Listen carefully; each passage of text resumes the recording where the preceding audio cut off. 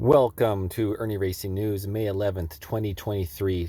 I wanted to do a story on Pakistan here in chaos. Pakistan is on the verge of civil war following a US-backed coup.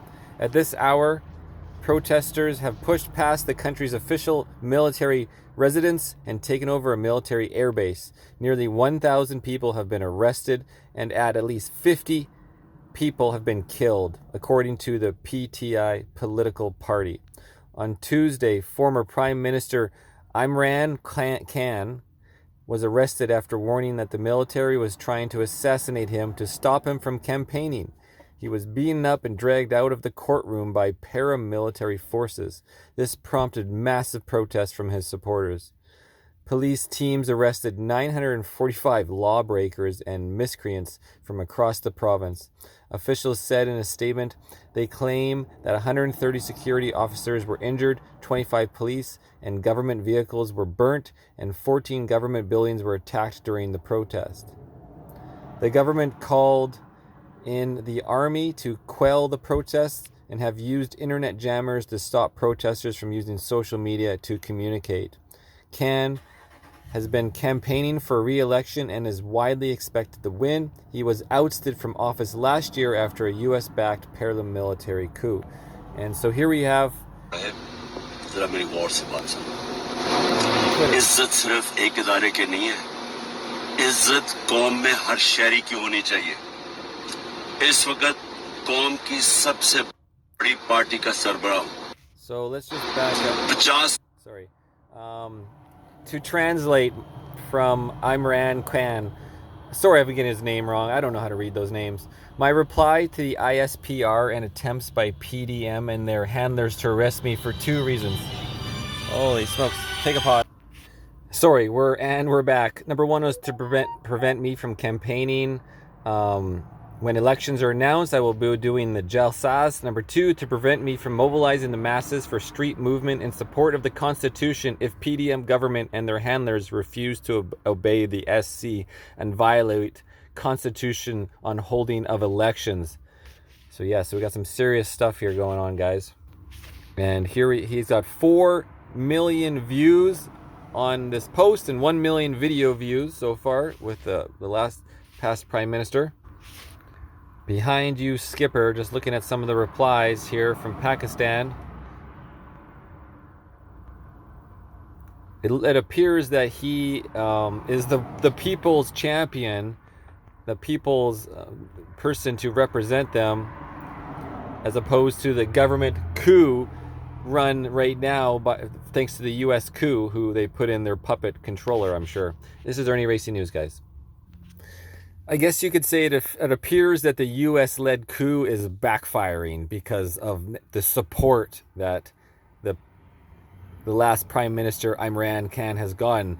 Here we have failed first Washington support of soft coup against the Pakistan Prime Minister Imran Khan. Then the unelected regime banned his speeches, charged him with terrorism, and banned him from politics. This is, again, same thing that happened in Ukraine with the US-led coup in 2014, led by Victoria Nuland of the USA, putting in the puppet regime that is now Zelensky. Now a failed assassination attempt may be the straw that breaks the camel's back. Pakistanis have been out on the streets protesting in the millions over the past few months, even though the country has been afflicted by the horrific floods and political momentum for radical change has not abated. An assassination attempt on former Prime Minister Khan this November has brought matters to a tipping point. Today, Khan's popularity as a political leader and public figure is at its peak, a fact his detractors will concede. And this is precisely what has got him into trouble. Khan was ousted in a regime change operation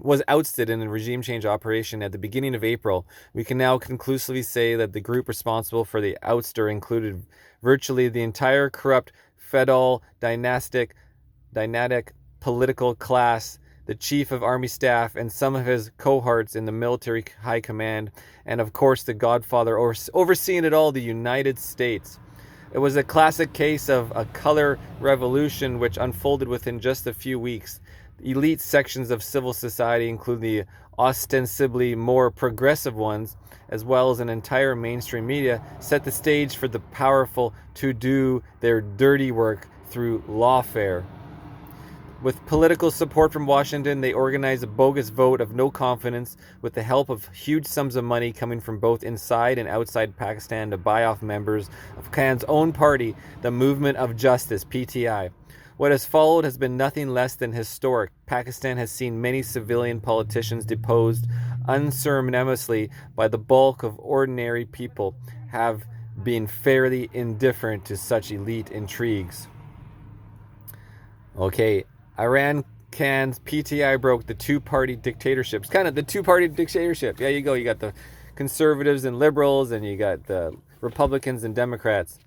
The curse of the country has been that sometimes the civilian politicians in power and their blatant plundering of the country have actually made military rule seem better, or at least no different. The ouster of Imran Khan engendered sadness and anger among large segments of the population who believe that Khan's experiment was now dead. But the former prime minister demonstrated an indefatigable resolve to fight back, which is frankly miraculous in a country where wealth and power are so obscenely monopolized by civilian and military elites who despise Khan. From one city to the next, all across the country, Khan has held major rallies. His speeches have aroused a population that otherwise thought they would have to live in despair with the ancient regime coming back to power. Ancient regime. Over the past few months, in the scorching heat of the summer and through the devastating floods, Khan has not budged an inch on his simple core demand: elections to determine who should be governing the country. He wants elections, guys. But what seems like a fair, banal demand is anathema to the traditional mainstream political parties, especially the two which have played musical chairs in impoverishing the country: the Pakistan Muslim League, the PMLN, and the Pakistan People's Party, the PPP. Wow, it's just like the US and Canada, guys. The freaking established mainstream traditional political parties. The PMLN, in particular, with its current unelected Prime Minister Shehbaz Sharif, has gone into panic mode because it has always been accustomed to dominating the most powerful and populous province in the country of Punjab. The most fascinating and encouraging aspect of Khan's PTI is that it is perhaps the first national political party that has constituencies and support in all of Pakistan's provinces. This is no small feat for a young political party that has broken the stranglehold of the two-party duopoly that has dominated Pakistani political life for the past 3 decades. Surely it seems to strongly indicate that Pakistanis desperately wanted political change, and a lot of it. I'll leave it right there, guys. Wow, this writer sure threw some wild ball words in there for me. Thanks for watching Irnieracing News, guys.